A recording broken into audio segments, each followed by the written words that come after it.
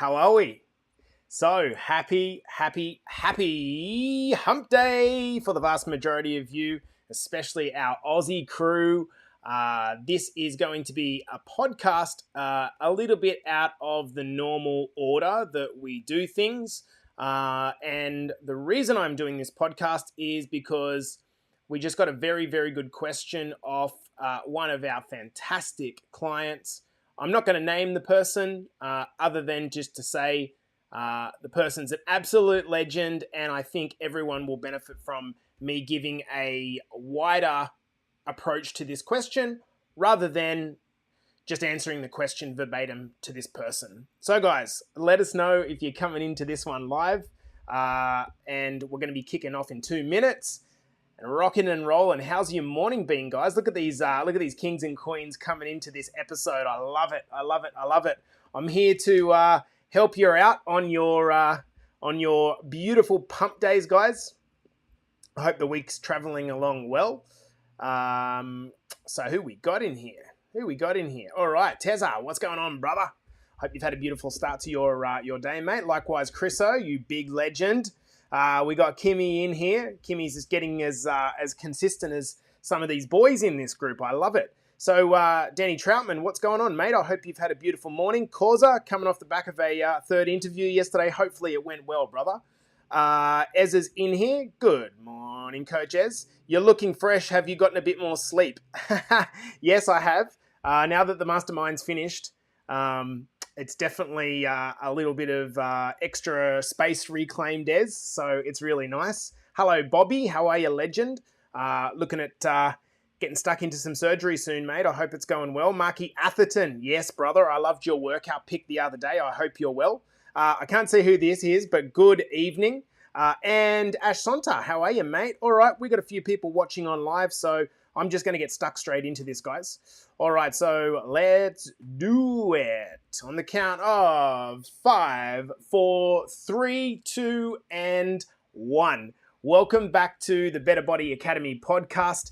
This is the podcast that you come to when you're sick of the dumb diets and unsustainable workout programs. And I'm here this morning simply to answer a question in a very uncurated way. Most of the times I try to, prepare notes for the podcast. This one, I'm just going free balling, so we're going to see where it takes us, okay? So I'm going to read out the question that I received from one of our legendary clients, and here it goes. So this is the context for which this podcast episode is being done. It's a question that we received. This is more of a vent than a question. I didn't want to put it into the group in case it negatively impacted other people. I've got the old voices in my head towards the tail end of last week, and it's dragging me down. I've been pretty low all weekend, had a massive drop in positivity, have stuck to the calorie goals and steps, but my gosh, I'm struggling now. I think I've overdone it last week, which made me sore everywhere, and I'm still feeling it today despite no running since Saturday and no gym since Sunday. I need to get back in the right mindset, but the negative mind talk is unreal. How do I shut these voices up? I'm too sore. You can't keep doing this. Where's all the fun gone? Do you want to be able to be sore for the rest of your life? All you do is work, cook, prep, and fitness. Where's the fun? Like I said, the mind talk is really bad, and I'm going to drown myself in BBA podcasts today to raise my mood. Okay, so that's the question, guys. Let us know in the comments if you understand exactly what this person's actually going through. I think that this is really, really, really common. And so let's talk about this. So I think one of the biggest challenges with dealing with negative mind talk, and we're going to kind of try to demystify it here, and we're going to do that by asking everyone in the comments who's watching live who suffers this. If you're watching live, I'm interested in if you don't suffer this. Good morning, guys. So if you suffer a bit of negative mind talk, I want to know about it in the comments. The point of asking the question is that I want you to see that negative mind talk happens to everyone. I think it happens to varying degrees. But one of the things that happens when you suffer from something that you deem as being a negative thing, you feel a lot of guilt and shame. Would you agree? Whether you are feeling mentally down, you're feeling like you're not getting the results that you're wanting, you feel a level of guilt and shame. And that comes with probably the fear of judgment a lot of the time. As I mentioned in the last podcast episode, we don't want to look like a dick in front of our mates. And so when we don't feel like we're getting results, sometimes we feel guilt and shame, and it causes this mental noise.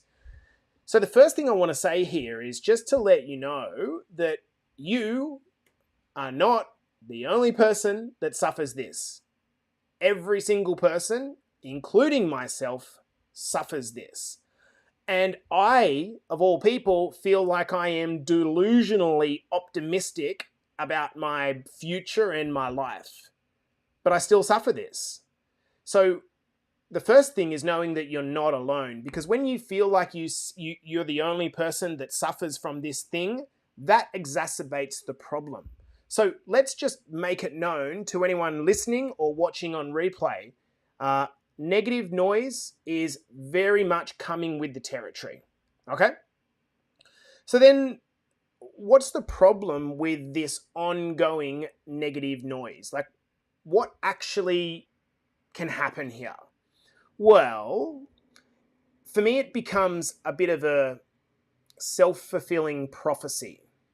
If the negative chatter just continues to go and there's no interruption to the pattern, what ends up happening is we start to believe our own stories, particularly if the noise stays up here. Does everyone resonate with that? So you might get into a cycle where you feel like the chat has become incessant and you can't control it, but if you let that continue, you effectively start to become what you think about all the time. I want you to think about circumstances where you've been surrounded by what you would deem as negative people. Does everyone know the feeling of taking on other people's negativity? Have you ever gone to a barbecue or a party whereby it almost feels like people are just like dumping their negative shit on your parade?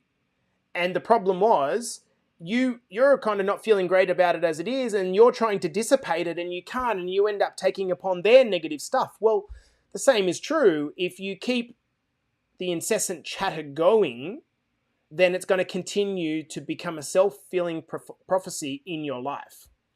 Okay, so what do we actually do about it? I think that it is a bit fanciful to say that the answer to negative noise is just to slap it with positive chat. I don't think it's that simple, particularly if this is embedded in some level of trauma that has happened to you in the past. Because often the negative head noise lies in you having a lack of self-love, a lack of self-esteem, often due to some guilt or trauma in your past. So just trying to kind of, no, I'm positive and everything's fine and put on a happy face, I don't really think is a practical way to turn around negative head noise. I think it's, to be honest, it's a bit of a cop-out. For me, the first thing, and the person that wrote this to the coaches, the first thing is to become aware that it's actually happening. So when you become aware, what's actually going on there is that the moment that you become conscious of the negative chat, you actually put a stop to it. So what happens is, most of our life is just a program that's going on in the background that we're not consciously thinking about, and our conscious mind is spending all of its time worrying about the past, worrying about the future. If, however, we can be as present as possible, and I'm not saying be as happy as possible, I'm saying be as present as possible, the light of awareness in the present allows you to go, oh, listen to me. And when you talk and you shine a light on what you're actually thinking about all the time, this helps for you to become, in a non-judgmental way, become curious about it. And then you can start to disempower your stories by asking if indeed these things are true. So let's pretend in the event of this person that's written to us to ask about this, you can't keep doing this forever, was the question that he's saying to himself. Or where's all the fun gone? Or you need a gaming session. Are these things actually true, or are they just a product of the mindset that we are currently in? Do you want to be sore for every day for the rest of your life? Like, do you know what? There is no need for you to be sore for every day for the rest of your life. This is a transition period that's happening because you are new to health and fitness. And so becoming a little bit sore goes with the territory. I think that you need to have sometimes a point in time where you realize that you need a break. The gentleman mentioned that one of the ways that he was going to turn himself around was to listen to a few of the Better Body Academy podcasts to positivize himself out of it. That's not a word, but yeah. I don't think that's the case. I don't think that is necessarily a good strategy. When you are feeling in a negative mindset, to continue to beat yourself with self-development, I don't necessarily think is a great idea. And I'm guilty of this as well. When I feel like I'm not performing, I almost sometimes try to force myself to read a book or, watch a podcast or really try to crunch myself with more learning. But what's happening is my brain has become overwhelmed, and actually what I need to do is reclaim some of that mental space, not do more and more and more and more. So if I was in this gentleman's shoes, and certainly what I would be advising through this podcast is actually maybe you just might need a few days off. Whatever it is that's causing you the overwhelm or the tiredness, it might be that you need to take 3 days off training. It might be that you need to maybe take a diet break. It might be that you need to take a social media break. Sometimes just recalibrating and reclaiming some of your mental bandwidth is going to go a long ways to helping you out. Probably the final thing that I want to talk about when it comes to negative mental space is this. If you don't have some sort of practice that you do on a daily basis, particularly in the morning, to reclaim some of that space and ground yourself, what's likely going to happen is you're going to wake up first thing, you're going to pick up your phone, you're going to see a negative message on your phone.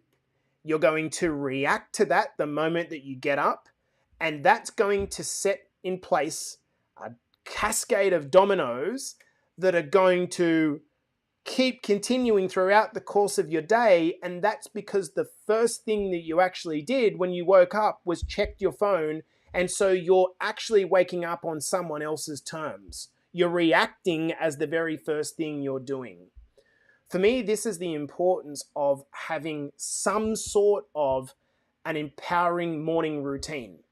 Now, to those of you that have kids like I do, it's really quite difficult. You've got two options.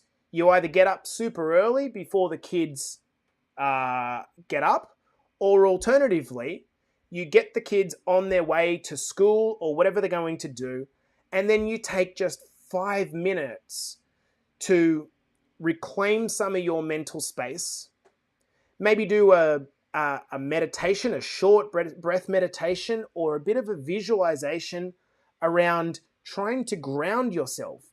If from the moment you wake up till the moment you go to sleep, you're reacting to things in the environment, your headspace is going to be completely negative. And I know that for me personally, that is the problem. If I wake up first thing and check my phone and I see all these messages from clients asking me, not necessarily negative things, but asking me to do different things, if I don't wake up on my terms and I wake up on the terms of my phone, I react to that the entire day and my mental space is terrible.